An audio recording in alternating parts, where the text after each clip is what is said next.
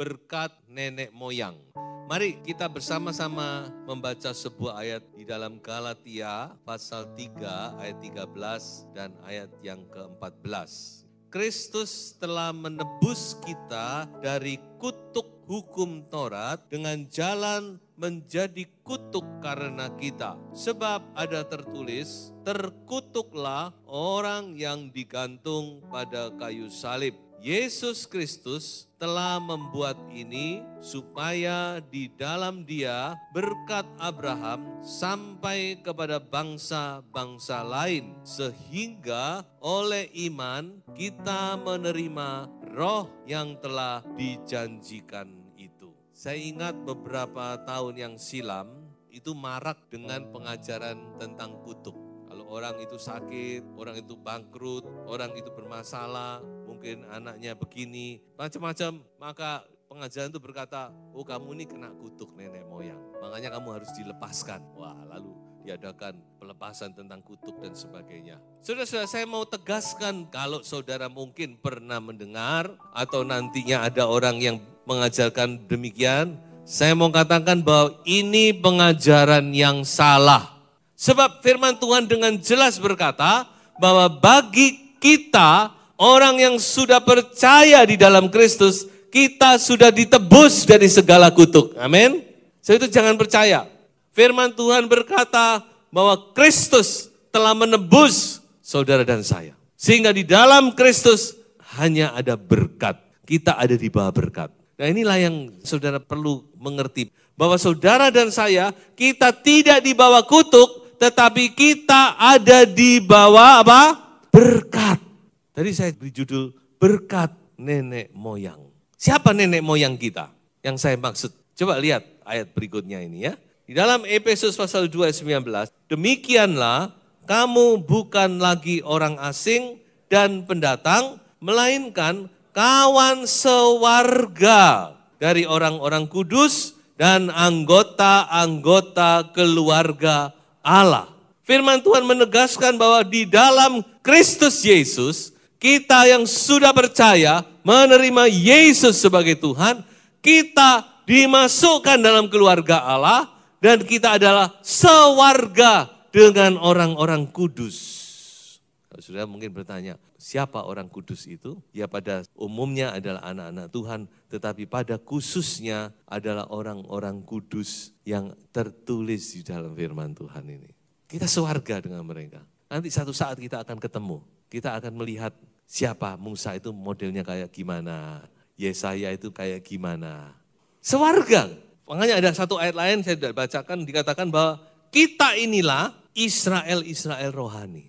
Kita memang bukan bangsa Israel, kita bangsa Indonesia, suku-suku berbeda-beda. Tapi di dalam Kristus dikatakan oleh firman Tuhan, kita ini adalah Israel rohani. Dan kalau kita adalah Israel rohani, maka nenek moyang kita tidak lain adalah ada 3 yang sangat diagungkan oleh Israel jasmani, yaitu Abraham, Ishak, Yakub.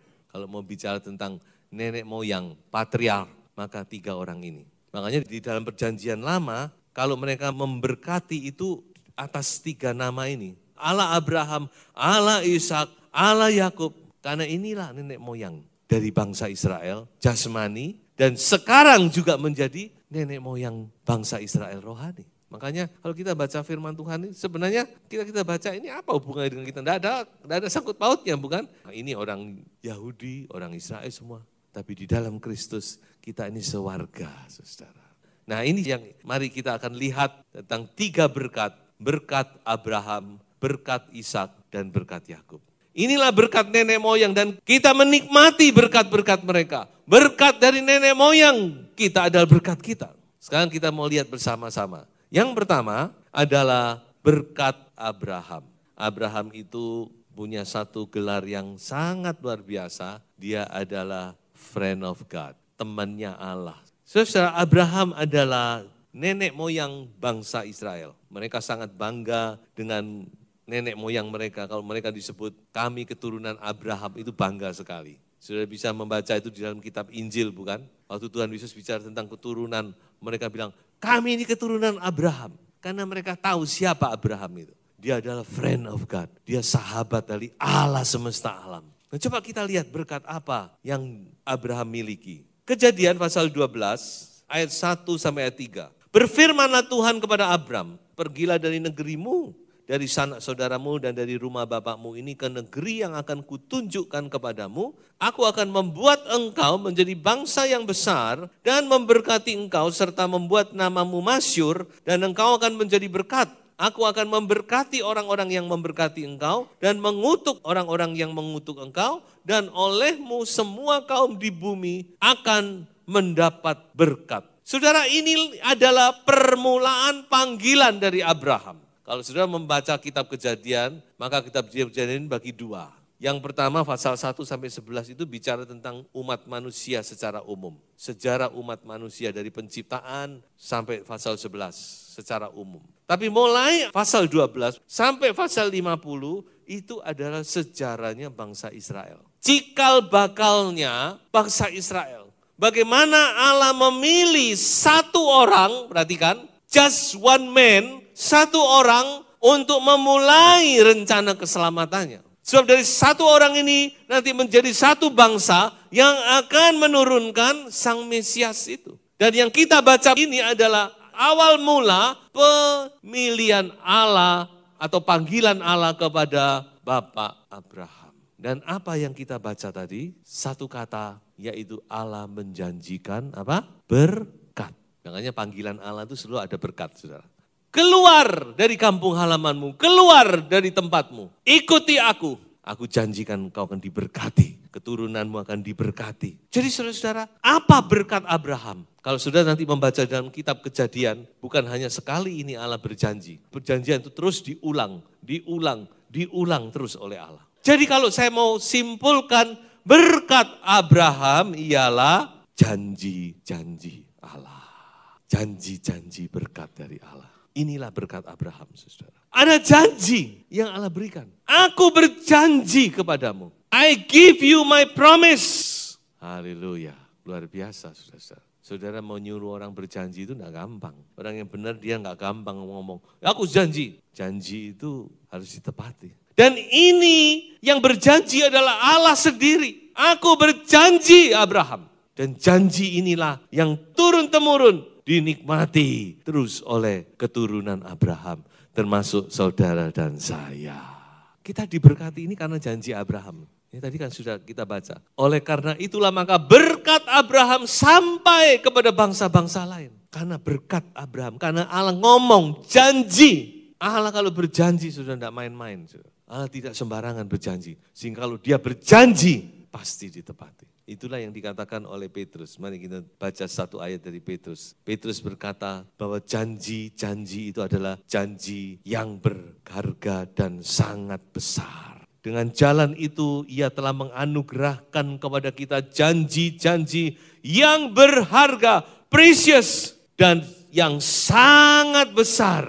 Supaya olehnya kamu boleh mengambil bagian dalam kodrat ilahi dan luput dari hawa nafsu duniawi yang membinasakan dunia ini. Sebab janji itu memberi janji sehingga kita mendapat bagian dalam kodrat ilahi. Kita ini orang jasmani, saudara. Tubuh kita ini semua jasmani. Dan yang sifatnya jasmani itu hanya ada satu jalan, akan makin rusak, akan makin hancur, dan paling akhir lenyap. Makanya kalau punya barang, sudah tidak usah terlalu banyak dipikirin, saudara. Itu kodrat duniawi, saudara. Jangan kita terlalu pikir semuanya. Sudah, relakan saja, saudara. Tubuh kita ini juga, kodrat kita ini kalau secara alamiah ini kodrat duniawi. Sudah, tidak bisa tidak. Tapi kita punya kodrat ilahi, amin. Yang akan membawa kita terus ke atas. Makanya firman Tuhan berkata, kamu dapat bagian dalam kodrat ilahi, dalam divine nature. Makanya Petrus bilang, ini janji yang berharga dan sangat besar. Satu ayat lagi. Mengapa kok dikatakan berharga dan sangat besar? Tadi sudah saya katakan, karena Allah yang berjanji itu adalah Allah yang menepati janjinya. Amin. Karena dia adalah Allah yang setia. Kalau dia berjanji, dia pasti akan genapi janji Tuhan itu. Haleluya. So itu firman Tuhan itu luar biasa. Kita harus pegang firman ini. Pegang janji Tuhan. Saudara yang dalam masalah persoalan, saudara pegang janji Tuhan. Jangan goyah, perkuat kepercayaanmu. Pegang janji Tuhan ini. Jangan lepaskan. Belajar seperti Yakub, aku tidak lepaskan engkau sampai engkau memberkati aku. Karena janjinya itu ya dan amin, saudara. Tuhan tidak pernah main-main dengan janjinya. He means what he said. Apa yang dia katakan dia akan lakukan. Makanya saya katakan berkat Abraham ini adalah janji-janji Tuhan. Itu luar biasa, saudara. Ini yang kita miliki sebagai orang percaya. Daud berkata, dalam salah satu mazmurnya dia berkata demikian. Perlihatkanlah kepadaku ya Tuhan petunjuk ketetapan-ketetapanmu. Aku hendak memegangnya sampai saat terakhir. Belajar pegang janji Tuhan apapun, saudara. Jangan goyah. Hari-hari ini saudara, hari-hari yang sulit. Dari segala sisi sulit. Ada wabah yang sedang menjalar kemana-mana. Dan ini pengaruhnya bukan masalah kesehatan saja. Kalau terus-terusan ini akan pengaruh kepada perekonomian dunia, saudara. Tapi saya mau katakan janji Tuhan itu tidak pernah berubah. Amin. Saudara pegang janji Tuhan itu. Sekarang kita masuk kepada berikutnya adalah berkat dari Ishak. Ishak itu adalah punya gelar, kalau tadi Abraham sahabat Allah, kalau Ishak ini gelarnya anak perjanjian. Sekali lagi Ishak lahir karena janji. Kamu akan punya anak Abraham. Allah berkata, sehingga Abraham walaupun sudah tidak mungkin, mustahil untuk punya anak, sudah usia 100 tahun dan Sarah sudah 90 tahun, sudah menopause sekian puluh tahun. Tapi sekali lagi kalau Tuhan berjanji, Tuhan tidak main-main. Seorang bapak usia 100 tahun, ibu usia 9 tahun bisa punya anak. Nah itulah Ishak, anak perjanjian. Nah coba kita lihat berkat Ishak itu apa. Saya cepat, saya bacakan untuk saudara Kejadian 26, ayat 12, 13, 18, 19. Maka menaburlah Ishak di tanah itu dan dalam tahun itu juga ia mendapat hasil 100 kali lipat sebab ia diberkati Tuhan. Nah sekali lagi enak kalau dibawa berkat ini enak saudara ya. Dan orang itu menjadi kaya bahkan kian lama kian kaya sehingga ia menjadi sangat kaya. Ayat 18. Kemudian Ishak menggali kembali sumur-sumur yang digali dalam zaman Abraham ayahnya dan yang telah ditutup oleh orang Filistin sesudah Abraham mati. Disebutkannya nama-nama sumur-sumur itu menurut nama-nama yang telah diberikan oleh ayahnya. Ketika hamba-hamba Ishak menggali di lembah itu, mereka mendapati di situ mata air yang berbual-bual airnya. Kalau saya perhatikan, Ishak ini tidak terlalu banyak ditulis dibanding tentang Abraham, dibanding tentang Yakub, nanti kita akan sampai di situ. Ishak tidak terlalu banyak. Tapi ada satu catatan tentang Ishak yang luar biasa. Dikatakan dia menabur, hasilnya banyak, 100 kali lipat. Jadi kalau saudara usaha modal saudara 1 juta, maka saudara bisa beruntung 100 juta. Usaha apa yang kayak gitu? Tidak ada. Itu Ishak. Dan bukan saja itu, dia menggali sumur, perhatikan ini, bagi kita menggali sumur nggak ada apa-apanya. Tapi ini bagi Ishak zaman itu, ini adalah kehidupan saudara ya. Dia menggali sumur, setiap dia menggali sumur, selalu dia mendapatkan air. Dia gali di sini dapat air, dia gali di sini dapat air. Makanya orang-orang iri, bukan nanti saudara baca itu, orang Filistin iri. Kok enak orang ini? Lalu sumurnya mulai direbut. Oke enggak apa-apa, kamu rebut ini, aku ke sini. Gali dapat air lagi, direbut lagi ke sini. Dia pokok enggak mau bertengkar. Nah Tuhan harus belajar ya, jangan bertengkar ya. Sudah, pasrah saja, serahkan pada Tuhan. Tuhan yang membela kita, amin. Nah saudara, apa kalau gitu berkat Ishak ini? Kerja, hasil, gali sumur, dapat air. Pokok apa yang dilakukan itu berhasil. Nah, saya simpulkan berkat Ishak adalah berkat keberhasilan atau kesuksesan. Haleluya. Inilah berkat Ishak, saudara. Berhasil pokoknya. Apa yang dilakukan selalu berhasil. Ini Ishak, saudara. Firman Tuhan juga menjanjikan kalau kita mau selalu berhasil, saya teringat kepada satu ayat di dalam kitab Mazmur. Mazmur dimulai dengan kunci keberhasilan. Coba kita baca saja ayat ini ya. Kunci kesuksesan. Berbahagialah orang yang kesukaannya ialah Taurat Tuhan dan yang merenungkan Taurat itu siang dan malam. Ia seperti pohon yang ditanam di tepi aliran air, yang menghasilkan buahnya pada musimnya, dan yang tidak layu daunnya, lalu apa? apa saja yang diperbuatnya berhasil. Haleluya. Luar biasa. Mazmur dimulai dengan sebuah ayat yang luar biasa, yaitu tentang cinta firman Tuhan. Baca firman Tuhan, renungkan firman Tuhan. Ayo saudara kembali. Sekali lagi kalau Tuhan ngomong dia tidak pernah guyonan, tidak pernah main-main. Tuhan ngomong kalau orang yang cinta firman, suka merenungkan firman, apa saja yang diperbuat akan berhasil. Ayo saya dorong saudara kembali lagi. Ayo cinta, bangkitkan kasih saudara kepada firman Tuhan. Khususnya kepada Alkitab. Baca dengan Alkitab ini. Lanjut, ada satu contoh dalam Alkitab yang membuktikan ayat ini. Yaitu Yusuf. Saudara baca Yusuf, saudara perhatikan Yusuf. Yusuf itu apa yang diperbuat selalu berhasil. Waktu dia masih di rumah tangga berhasil. Dia dijual jadi budak di rumah Potifar. Apa yang disentuh Yusuf selalu berhasil. Kemudian dia difitnah masuk dalam penjara. Dikatakan apa yang dilakukan selalu berhasil. Sampai akhirnya dia naik menjadi Firaun muda. Apa yang dilakukan Yusuf selalu berhasil. Saya percaya kalau sudah cinta firman dan suka merenungkan firman. Pikiran Anda dipenuhi dengan firman. Langkahmu dijaga oleh kebenaran firman. Perkataanmu yang keluar adalah firman. Pasti engkau akan berhasil. Jadi berkat Abraham apa saudara? Janji-janji Allah. Berkat Ishak apa? Keberhasilan. Dan itu ada di atas kita loh. Bukan di sana loh, bukan di sono loh. Di sini loh, di atas kita. Kita ini di bawah semuanya ini. Makanya anak Tuhan itu pasti diberkati, amin. Pasti berhasil. Jangan dipenuhi dengan pikiran kegagalan. Gimana nanti kalau gagal, gimana nanti gagal. Singkirkan semuanya itu saudara. Dan yang ketiga adalah berkat Yakub. Yakub walaupun dia sebenarnya kembar dengan Esau, tapi dia dilahirkan sebagai anak bungsu. Walaupun cuma beda 1-2 menit mungkin ya. Esau dilahirkan sebagai anak sulung. Jadi Esau sulung, Yakub bungsu. Tetapi saudara-saudara, dalam perjalanan hidup ini akhirnya terbalik. Yakub menjadi sulung, Esau menjadi bungsu. Mengapa?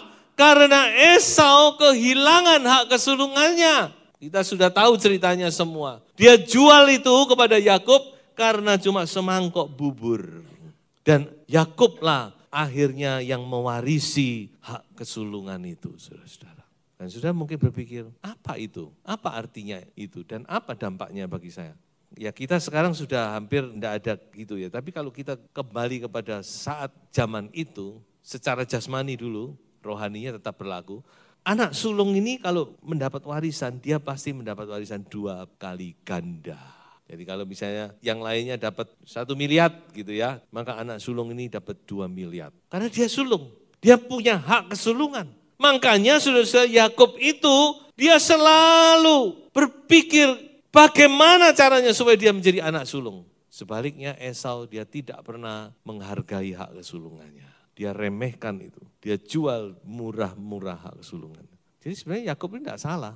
Ya kita tahu ceritanya bukan? Karena memang sebenarnya hak kesulungan ini, sebenarnya Esau waktu mau diberkati oleh Ishak, dia sudah kehilangan kok. Dia sebenarnya serahkan kepada Yakub. Nah saudara, sebelum kita melihat apa berkat anak sulung, kita sekarang mau melihat siapa anak-anak sulung yang dimaksud sini. Nanti kita baru melihat lebih jauh. Siapa anak sulung ini? Sekarang kita tidak lagi bicara yang jasmani, karena jasmani itu gambaran dari yang rohani. Sekarang kita mau lihat sisi rohaninya. Siapa anak sulung ini? Coba kita baca ayat ini. Atas kehendaknya sendiri, ia telah menjadikan kita oleh firman kebenaran, supaya kita pada tingkat yang tertentu menjadi anak sulung di antara semua ciptaannya. Jadi saudara secara rohani, saya bicara secara rohani, siapa anak sulung itu? Yaitu saudara dan saya yang sudah lahir baru oleh pekerjaan roh dan firman. Kitalah anak sulung itu. Tentu dalam posisi rohani ya, bukan jasmani. Kalau jasmani, saudara mungkin di rumah tangga sebagai anak kedua, anak ketiga, bahkan anak bungsu. Tapi ketika saudara masuk dalam keluarga Allah, percaya pada Yesus Kristus, saudara lahir baru, maka saudara di pemandangan Allah adalah anak-anak sulung yang berhak mewarisi hak kesulungan itu. Amin, saudara. Ini yang bicara firman loh ya, bukan saya loh ya. Saya hanya menjelaskan firman Tuhan. Jadi saudara harus terima itu dengan iman percaya dan syukuri dan yakini dalam hatimu bahwa engkau adalah anak-anak sulungnya Allah. Amin. Lalu sekarang saya mau bicara lagi. Kalau gitu apa sebenarnya hak kesulungan kita? Apa itu berkat anak sulung? Apa hak kesulungan? Coba kita baca ayat ini. Roma 8 ayat 23. Dan bukan hanya mereka saja, tetapi kita yang telah menerima karunia sulung roh. Kita juga mengeluh dalam hati kita sambil menantikan pengangkatan sebagai anak, yaitu pembebasan tubuh kita. Ya, bagian belakang sudah bisa skip dulu karena itu perlu dijelaskan sendiri. Tapi saudara ambil bagian depannya. Dikatakan bahwa kita inilah anak-anak sulung dan kita sudah menerima karunia dari kesulungan kita, yaitu apa? Roh Kudus. Amin. Percaya Roh Kudus ada dalam kita. Haleluya. Itu yang firman Tuhan katakan, Roh Kudus diam dalam kita. Ketika kita percaya Allah memberikan roh anaknya, dikatakan Galatia pasal 4 ayat 6. Dia perintahkan roh anaknya untuk diam dalam kita. Inilah meterai dari anak sulung, meterai dari kesulungan kita, yaitu Roh Kudus. Dan ini tidak dimiliki oleh orang-orang yang bukan anak sulung. Tidak ada. Hanya anak sulung yang mendapat Roh Kudus, dimeterai oleh Roh Kudus. Haleluya. Renungkan ayat-ayat ini. Tadi firman Tuhan berkata harus merenungkan, bukan? Renungkan. Sudah renungkan lagi di dalam keseharianmu. Bahwa Anda ini punya karunia sulung roh. Roh Kudus itulah karunia anak sulung. Dan pada pamungkasnya, our ultimate blessing, blessing kita yang paling pamungkas adalah sorga. Coba kita baca ayat ini. Tetapi kamu sudah datang ke Bukit Sion, ke kota Allah yang hidup, Yerusalem sorgawi, dan kepada beribu-ribu malaikat, suatu kumpulan yang meriah, dan kepada jemaat anak-anak sulung yang namanya terdaftar di sorga, dan kepada Allah yang menghakimi semua orang, dan kepada roh-roh orang-orang benar yang telah menjadi sempurna. Jadi inilah akhir dari hak kesulungan yang kita miliki ini, yaitu kita akan masuk dalam Yerusalem yang baru, di mana di situ berkumpul semua jemaat anak-anak sulung. Haleluya. Di situ ada malaikat yang berlaksa-laksa. Di situ ada, dikatakan kumpulan yang penuh sukacita. Dan di situ saudara ada Allah. Haleluya. Heaven is a real place. Surga itu bukan sekedar wacana dan sekedar simbol. Heaven, surga itu adalah tempat yang nyata, saudara. Yerusalem baru, itulah tempat anak-anak sulung. Makanya jangan remehkan hak kesulunganmu. Saudara yang sudah menjadi anak-anak sulungnya Allah, jangan jual dengan murah hanya karena semangkok kacang merah atau hanya karena sebongkah emas. Tuhan begitu baik, amin. Saudara, Tuhan baik. Saudara diberi karunia menjadi anak-anak sulung. Ini karunia karena Tuhan mencintai saudara. Dalam kitab Maleaki berkata, Yakub Esau ketika mereka masih di kandungan, belum keluar, belum melakukan apa-apa, belum lahir. Tapi kata Tuhan, aku cinta Yakub, aku benci Esau. Artinya apa? Ini kasih karunia belaka saudara. Saudara dan saya menjadi anak Tuhan itu kasih karunia. Bukan karena kita baik, tapi karena Tuhan sudah memilih kita. Paulus berkata, sebelum dunia dijadikan, Tuhan sudah memilih kita. Sebab itu sudah hargai. Saya mau ulang dulu, apa berkat-berkat nenek moyang yang ada di atas kita. Pertama berkat Abraham itu apa? Janji-janji firman Tuhan. Berkat Ishak apa? Keberhasilan, kesuksesan. Dan berkat Yakub apa? Hak kesulungan kita. Dan saya mau akhiri khotbah ini dengan sebuah ayat pesan firman Tuhan. 2 Korintus pasal 7 ayat yang pertama. Saudara-saudaraku yang kekasih, karena kita sekarang memiliki janji-janji itu, marilah kita menyucikan diri kita dari semua pencemaran jasmani dan rohani, dan dengan demikian menyempurnakan kekudusan kita dalam takut akan Allah. Tuhan Yesus memberkati. Haleluya.